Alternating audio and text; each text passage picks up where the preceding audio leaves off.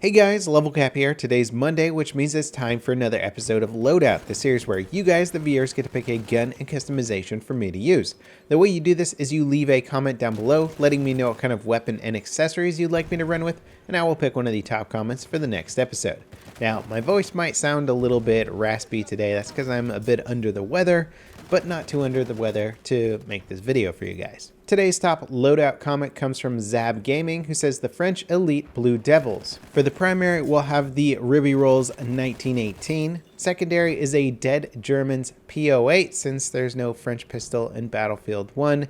Gadget 1 will be Dynamite, Gadget 2 is anti-tank grenades. For your grenade slot, you can use any, so I picked frag grenades. For melee, we needed the trench floor. I didn't have that unlocked yet, but I am trying to unlock it. And then he says, you are the elite French Blue Devils and are tasked with defending your country at all costs. Play as the French faction on the new maps and protect your country. They shall not pass. Now, interestingly enough, the term Blue Devils was also used in the US military, although it was not applied until World War II.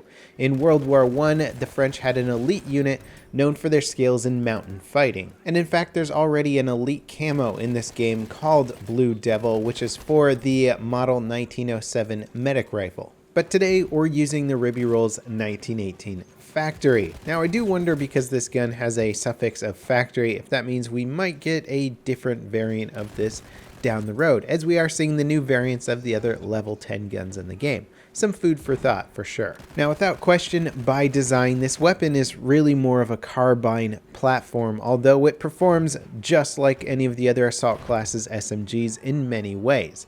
Now, it doesn't have the alternate variants like the trench variant for good hipfire, so if you're used to using, say, the Automatico trench or the MP18 trench, you're not going to be getting anywhere near as good of hipfire with this weapon.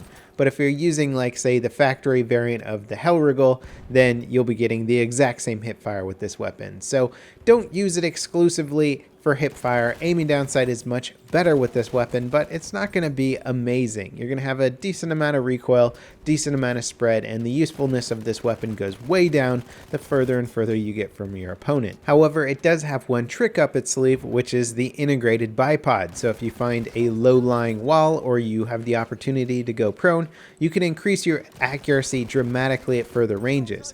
Unfortunately, it does still have a fairly low muzzle velocity of 520 meters per second, which means even at those further ranges, you're going to be missing your shots if your target is moving and you don't compensate properly. So although I don't find myself using the bipod too frequently, sometimes when I have just the right kind of cover, it comes in handy, or if I just find a stationary target at range like a machine gunner or a sniper who doesn't see me, I can go prone and drop them pretty quickly. Now, one thing that's become apparent to me the more and more I use the Riberolles is that I don't like the amount of muzzle flash with this weapon. It's a gun that DICE clearly intended the user to use primarily while aiming down sight, yet when you aim down sight, often the muzzle flash obscures your sight entirely and the target that you're shooting at. So unless you're shooting at a spotted target, it can become almost impossible to track a target with the amount of muzzle flash on this weapon.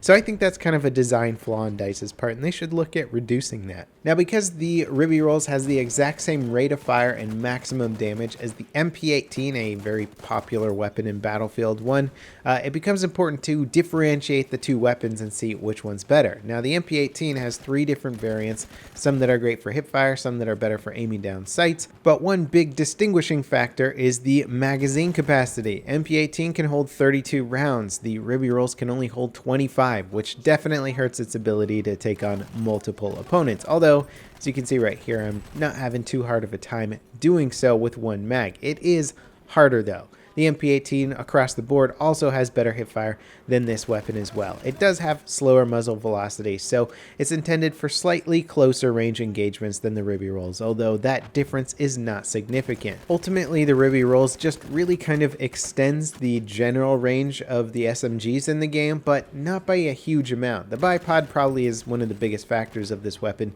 in terms of how it can change up the engagement distances. But if you can't deploy that bipod, then this is just going to be slightly more accurate and slightly more effective at further ranges. Is it enough to make up for a smaller magazine capacity by a significant amount?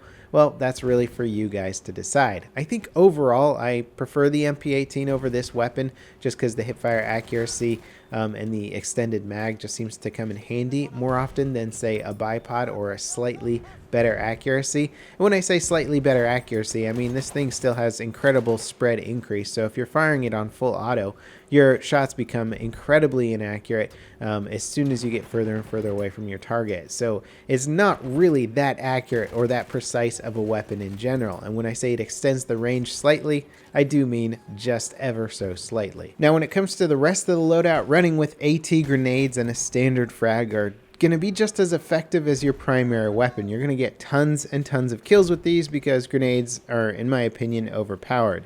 And I feel like I should address something that I see in the comment section a lot, especially when I'm critiquing the grenade balance of Battlefield 1. And that's that people say I use the grenades even though I'm critiquing them, and they say that makes me a hypocrite, which I disagree with completely. You should be using whatever you have to your advantage in any game to get the advantage on your opponent, regardless of whether or not you like that mechanic.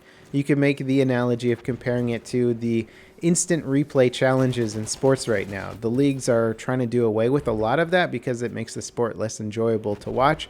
And even though a lot of the players and coaches might not enjoy this mechanic, they're still going to use it because it gives them an advantage. Just like I'm still going to use grenades in Battlefield because it gives me an advantage. I don't have to like the mechanic in order to use it. And frankly, if you're not using your grenades as the assault class, then what the heck are you doing? Because that's basically the best part of this class is the anti-tank grenades and the normal frag grenade. You have 3 grenades that you can just lob at the enemy and take out vehicles at the same time. Now, running with the Dynamite is interesting. It is fun. I'm not a huge fan of Dynamite in this game compared to C4. I think C4 was way more useful because you didn't need as much to take down an armored vehicle, and you could plant like 3 things of C4 on a tank and then detonate and kill the tank, whereas with Dynamite you have to sort of put them all down, and they can potentially all detonate and kill a vehicle at once, but they don't stick as well in certain situations, and it's just more difficult to use. So you kind of have to like throw a stick of dynamite at a vehicle, detonate, throw another stick, detonate. The blast radius often hits you while you're doing it.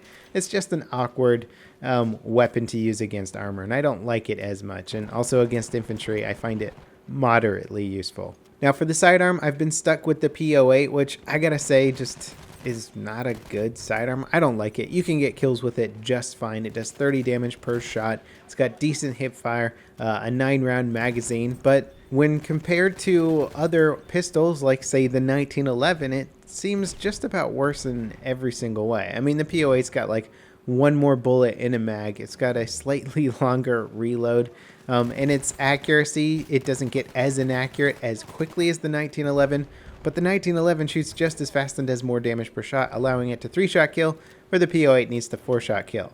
Now, if you're getting finish-up kills where you just need a little bit more damage on your target, it probably doesn't matter too much if you're using the 1911 or the P08, but just in any general situation, I'm going to prefer the 1911 over the P08. The P08's a cool, really cool looking handgun, but it just doesn't offer enough benefits in my opinion. Now, generally speaking, this loadout is perfectly playable. It's decent in most ways whatsoever. If you're looking to maximize your effectiveness in any given situation, there's probably a better choice than the Riberolles. It's not a powerhouse of a weapon. It's decent. It's fun to play with. You can get kills with it, but it's not going to wow anybody, really. The bipod effect of it is cool and fun, but again, if you're really looking for medium range or longer range combat, you would be much better off picking a support class or a medic class or a recon class, really. Any other class than the assault class for those longer range engagements. And that appears to be DICE's design choice with this game is know your role, stick to it, and you'll be most effective if you play your class to its strengths. And if you try and play outside of its strengths, then you're going to be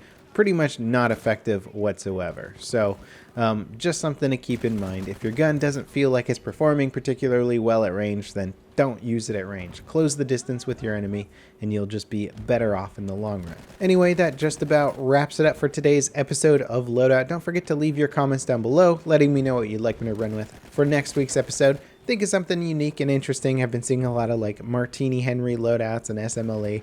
Anything that I haven't done too recently would be nice, or maybe something I haven't done at all. There are some weapons in Battlefield 1 we really haven't focused on much. So as always, guys, thanks for watching, and I'll see you next time. This is Level Cap, signing off.